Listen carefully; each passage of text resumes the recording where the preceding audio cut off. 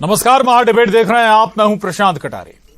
तो मध्य प्रदेश में लव जिहाद के बाद एक नए शब्द भगवा लव ट्रैप की भी एंट्री हो गई। इंदौर शहर में ये पर्चे लगाए गए हैं मुस्लिम युवतियों से भगवा लव ट्रैप से दूर रहने। कुछ आंकड़े और संघ बजरंग दल जैसे संगठनों को काफिर बताया गया।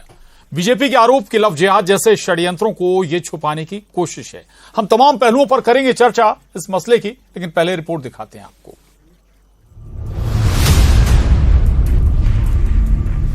लव जिहाद को लेकर शबाब पर पहुंची सियासत के बीच इंदौर में भगवा लव ट्रैप से बचने के पर्चों पर सियासत फिर उबल पड़ी।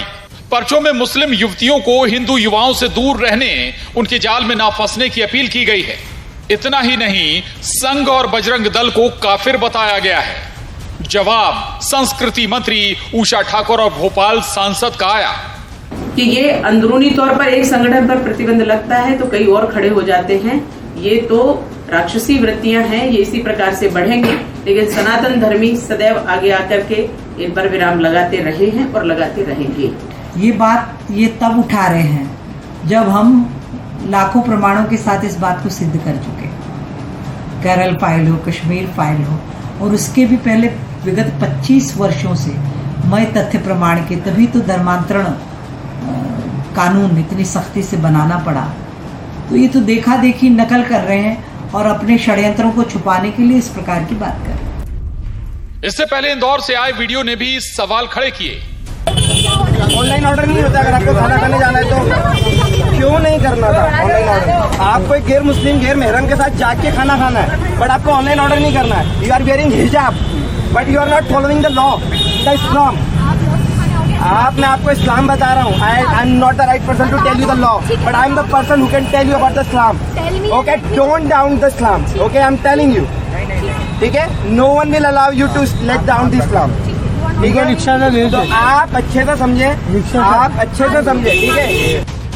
तो गृह मंत्री नरोत्तम मिश्रा ने बताया पर्चा मामले में कार्रवाई हो रही है। मैं अभी निर्देश दे रहा हूं कि उस इलाके के सारे सीसीटीवी फुटेज जिन्होंने शांति भंग करने की कोशिश की है, भ्रम फैलाने की कोशिश की है, भ्रम के माध्यम से भय फैलाने की अगर कोई कोशिश कर रहा है तो ये कोई भी नहीं बख्शा जाएगा। सब पर कड़ी कार्रवाई होगी। सारे सीसीटीवी फुटेज खंगाले जा रहे हैं, कितना ये पर्चे फेंके। तो सर, ये लव जिहाद का एंटीडोट है। बाकी ये पूरा इन्वेस्टिगेशन हो रहा है। ये इन्वेस्टिगेशन में जैसे जैसे आएगा आप सबके सामने आएगा। कांग्रेस का आरोप कि सरकार के होते ऐसे पर्चे कैसे लग रहे, और ये सब कर लिया इनने। केरला स्टोरी, कश्मीर फाइल, फिर भी कर्नाटक में मुंह की खाना पड़ी। ये सब चीजें नहीं चलेंगी। अब चलेगा महंगाई, बेरोजगारी और जो भ्रष्टाचार हो रहा है इनके राज्य में।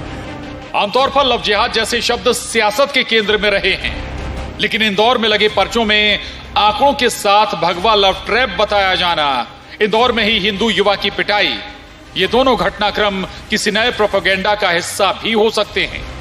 बहरहाल तस्वीर जांच से साफ होगी। इंदौर से अरुण त्रिवेदी, भोपाल से शैलेंद्र भदौरिया, अनुराग श्रीवास्तव, न्यूज 18 मध्य प्रदेश छत्तीसगढ़। दो मामले सामने आए और दोनों इंदौर से। एक तो इंदौर में पर्चे लगाए गए और उसमें मुस्लिम युवतियों को हिंदू युवाओं से दूर रहने की नसीहत दी गई है, अपील की गई है और भगवा लव ट्रैप जैसे शब्दों का इस्तेमाल किया गया। संघ और बजरंग दल जैसे संगठनों को काफिर भी बताया गया। इतना ही नहीं, और दूसरा मामला, जो दूसरा वीडियो इंदौर से आया, उसमें एक मुस्लिम युवती को कुछ युवक रोककर समझा रहे हैं कि भाई एक हिंदू युवक के साथ आप क्यों जा रहे हैं रात में। चर्चा में आगे बढ़ाएंगे। दो खास मेहमान हमारे साथ इस वक्त जुड़े हैं। अपराजिता पांडे जी, प्रवक्ता कांग्रेस, बहुत स्वागत है अपराजिता जी आपका। और नेहा बग्गा जी हमारे साथ हैं, प्रवक्ता बीजेपी। साथ ही हमारे साथ वरिष्ठ पत्रकार शर्मानी बनर्जी भी जुड़ गई हैं, आपका भी बहुत स्वागत है। नेहा जी, सबसे पहले मैं आपके पास आऊंगा। लव जिहाद आप लगातार करते रहे, अब ये नई टर्मिनोलॉजी आ गई, भगवा लव ट्रैप। देखिए प्रशांत जी, ये जिसने भी इस पर्चे को लगाने का काम किया है और जो भी गिरोह या जो भी व्यक्ति इसके पीछे है, सरकार ने स्पष्ट निर्देश दिए। आपने गृह मंत्री जी को सुना अभी कि सीसीटीवी कैमरे उस पर खंगाले जा रहे हैं जिसने भी शांति भंग करने का प्रयास किया है। और धारा 147 के तहत FIR भी दर्ज हो गई है। निश्चित तौर पर कई बार ऐसे लोग आते हैं बीच बीच में जो इस प्रकार की घटनाओं को अंजाम देते हैं। जो शांति प्रिय मध्य प्रदेश है, जो शांति का टापू मध्य प्रदेश है, उसकी शांति भंग करने का काम करते हैं। पर आपने देखा कि मध्य प्रदेश में माननीय मुख्यमंत्री जी की सरकार जब से आई है, शिवराज जी की, और गृह मंत्री नरोत्तम जी का जो साथ है, वो ये जो डबल इंजन है, इसने सेमी को भी उधार के यहां से फेंका है। साथ साथ में आपने डकैतों को देखा, नक्सलियों को देखा, और इस प्रकार के जो लोग हैं जो भ्रामक स्थिति पैदा करते हैं कि आबो हवा मध्य प्रदेश की खराब हो, उससे भी निपटने का काम मध्य प्रदेश की सरकार बहुत मुस्तैदी के साथ कर रही है और तत्काल एक्शन भी ले रही है।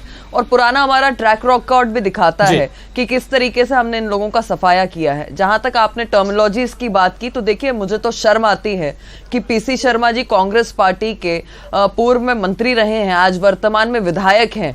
जब इनके ही मुख्यमंत्री विधानसभा में उमन चंडी खड़े होकर कहते हैं कि लड़कियों का धर्मांतरण हो रहा है, उन्हें ISIS सिमी जैसे संगठनों में धकेला जा रहा है, वो हिंदू और क्रिश्चियन लड़कियां हैं, तो PC शर्मा जी के मुंह से एक लफ्ज नहीं फूटता। उसी प्रकार से कांग्रेस पार्टी के किसी वरिष्ठ नेता के मुंह से एक लफ्ज नहीं आता। पर जब भ्रामक एक दूसरे तरफ से प्रचार होता है जिसमें कोई सच्चाई नहीं है, जिसके पास कोई आंकड़े नहीं है, जिसमें कोई कोर्ट का कोई ऑर्डर नहीं है, क्योंकि लव जिहाद में तो केरला हाईकोर्ट ने टिप्पणी की है 9 नवंबर 2009 के अपने जजमेंट में। उसी प्रकार से AS अच्युतानंद जो कम्युनिस्ट मुख्यमंत्री रहे, उन्होंने बताया कि जिस तरीके से हिंदू लड़कियों का धर्मांतरण हो रहा है, किस तरीके से केरला जो है वो इस्लामिक स्टेट बन जाएगा। उस समय कांग्रेस पार्टी का कोई नहीं आया, प्रोपेगेंडा बताने लगा। पर अब देखिए तुष्टीकरण की नीति इनकी कितनी तेज है कि झूठ पर बोलने के लिए इनके पास उदाहरण है, झूठ पर बोलने के लिए तत्पर हैं, सामने भी आ गए हैं। पर हकीकत जो है, जिस पर कोर्ट टिप्पणी करता है, जिस पर पूर्व 2 मुख्यमंत्री टिप्पणी करते हैं, जो ग्लोबल समस्या है, उसमें PC शर्मा जी कुछ नहीं कहते। चलिए इसी पर रिएक्शन अपराजिता जी, सच्चाई के साथ भी आप खड़े नहीं हो पा रहे, बहुत स्पष्ट आरोप है बीजेपी का, नेहा जी का। देखिए प्रशांत जी, सच्चाई का दूर दूर तक भारतीय जनता पार्टी से कोई नाता नहीं है, और वो कर्नाटका में साबित हो गया। डबल इंजन किस प्रकार से फ्लॉप हुआ वो आपके और हमारे सामने है। बहुत अच्छी बात नेहा जी ने अभी कही। उन्होंने कहा कि उमन चांडी जी ने इस बात पे कहा, शशि थरूर जी ने इस बात पे कहा था केरला में, कम्युनिस्ट पार्टी एक और मुख्यमंत्री ने कहा। पर जब कोई और देश इन्वॉल्व होता है एक समस्या में, तो ये सेंटर का जुरिस्डिक्शन होता है कि वो उस पे एक्शन ले। तो अभी 9 साल से सरकार थी केंद्र में भारतीय जनता पार्टी तक, अभी तक इस पे कोई एक्शन क्यों नहीं लिया गया कि Kerala story type propaganda movie आए, तब आप बोलेंगे सच्चाई पे। ये भारतीय जनता पार्टी का असली चाल चरित्र और चेहरा है। उषा ठाकुर जी हर चीज पे बोलती हैं, पर मुझे बहुत व्यथा होती है, दुख होता है एक महिला होने के कारण, तब वो नहीं बोलती जब मध्य प्रदेश में। शर्मानी जी के पास जाऊं उससे पहले बीच में छोटा सा सवाल है। आपने कहा कि भाई केंद्र ने दखल क्यों नहीं दिया? अगर किसी राज्य में जाकर केंद्र एक्सरसाइज कुछ करता है, कार्रवाई करता है, तो उस पर भी आप सवाल उठाते हैं फिर? नहीं प्रशांत जी, हम सवाल तब उठाते हैं जैसे कि अभी यहाँ पे कोर्ट की बात हो रही थी, ठीक है, तो संज्ञान में है कि नहीं है कि सुप्रीम कोर्ट ने अभी फटकार लगाई है और किस प्रकार से सख्त निर्णय लिया हेट स्पीच के अगेंस्ट। अब हेट स्पीच नहीं चली तो आप प्रोपेगेंडा का वो लेने लगे, उसकी हेल्प लेने लगे। पर आज प्रशांत जी मुद्दों पर चुनाव लड़े जाएंगे, जो कि है बेरोजगारी, महंगाई और निरंकुश भ्रष्टाचार, जो मध्य प्रदेश की जनता बिल्कुल मुद्दों पर चुनाव लड़े भी जाने चाहिए। इससे कोई असहमत नहीं होगा, मुद्दों की बात होनी भी चाहिए। नेहा जी मैं आ रहा हूं, शर्बानी जी हमारे साथ हैं, उनको भी चर्चा में शामिल कर लेते हैं। शर्बानी जी, क्या लगता है, वाकई जो मामले सामने आए हैं, आप भी अवेयर होंगी इस पूरे मसले से, वाकई ये कुछ छुपाने की कोशिश हो रही है क्या, या फिर काउंटर करने की कोशिश है क्या लव जिहाद जैसे शब्द को?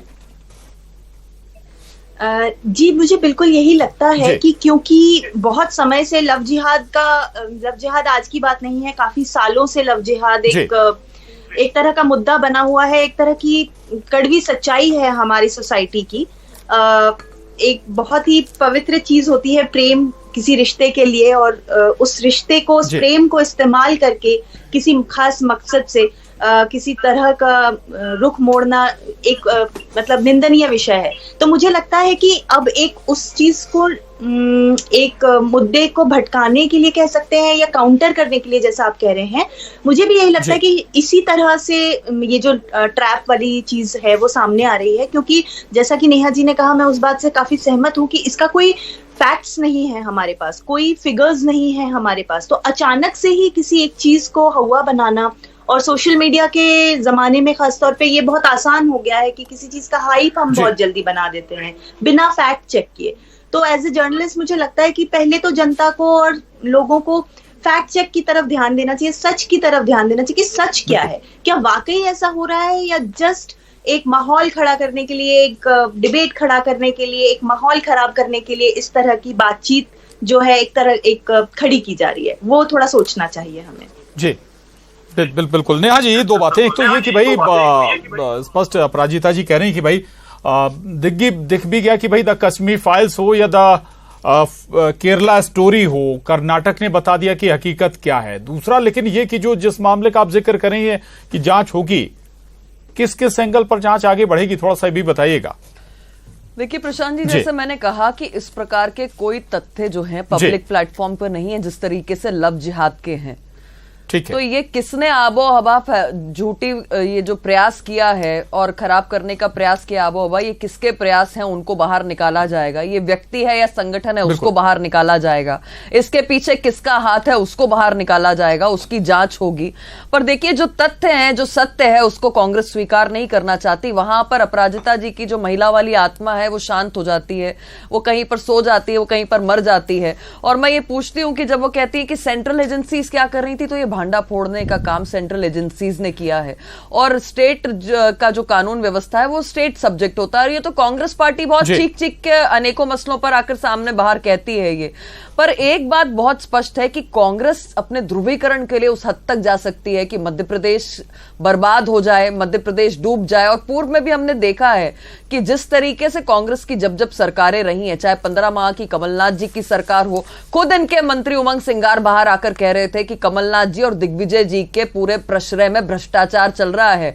जो रेत माफिया है वो पनप रहा है, जो खनन माफिया है वो पनप रहा है, जो शराब माफिया है उसको ये लोग एक तरीके से संरक्षण दे रहे हैं। दूसरी ओर हमने दिग्विजय सिंह जी का भी वो शासन देखा है जहां पर नक्सल अटैक होकर इनके ही एक बहुत बड़े नेता कावरे जी की हत्या घर के अंदर घुसकर की थी। सिमी तो राइट हैंड माना जाता था दिग्विजय सिंह का। तो जिस तरीके से कांग्रेस पार्टी का आचरण रहा है, और हम ये क्यों भूल जाते हैं कि कांग्रेस पार्टी ऐसे खतों का संरक्षण क्यों करती है, इस पर खुल के सामने क्यों आती है, क्योंकि दिग्विजय सिंह के लिए तो हाफिज साहब है और जाकिर नाइक शांति का दूत है, वहीं पर ओसामा जी हैं। तो जो लोग हमेशा से इस प्रोपेगेंडा में रहे हैं, अभी कर्नाटक का बहुत बड़ा उदाहरण दे रही थी मेरी साथी प्रवक्ता कांग्रेस की। तो कर्नाटक में जिस दिन परिणाम आए उस दिन क्या हुआ, उस दिन परिणाम आते ही पाकिस्तान जिंदाबाद के नारे लगे, उस दिन पाकिस्तान का झंडा फहराया गया कर्नाटक के अंदर।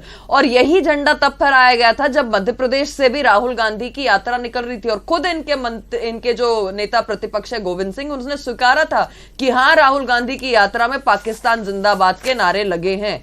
ये कुछ नया नहीं है। कांग्रेस पार्टी के साथ देश के विरुद्ध में जितनी गतिविधियां होती हैं, जब भी इस प्रकार के कोई संगठन या व्यक्ति सामने आते हैं, तो कांग्रेस तो 2 बजे कोर्ट खुलाने से भी गुरेज नहीं करती। और हम ये क्यों भूल जाते हैं कि सोनिया गांधी तो स्वयं 3 दिन तक सोई नहीं थी बाटला एनकाउंटर में, जब आतंकवादियों को मार के ढेर किया गया था। तो इनकी जो पुराने इतिहास है वो आज के इस पर्चे में भी दिखाई देता है कि मध्य प्रदेश में जो कानून व्यवस्था है, जिस तरीके से इन पर 3-4 बातें आपने एक साथ कह दी है नेहा जी, इस पर जवाब जरूर ले लीजिए। अपराजिता जी, मेरा भी सवाल है कि भाई खत पर थोड़ा जरूर तस्वीर साफ करें, क्या स्टैंड है कांग्रेस का। दूसरा ये कि अगर कर्नाटक में कांग्रेस जीत गई तो क्या द कश्मीर फाइल्स झूठी साबित हो जाएगी, फिल्म झूठी हो जाएगी, या फिर द केरल स्टोरी फिल्म झूठी हो जाएगी?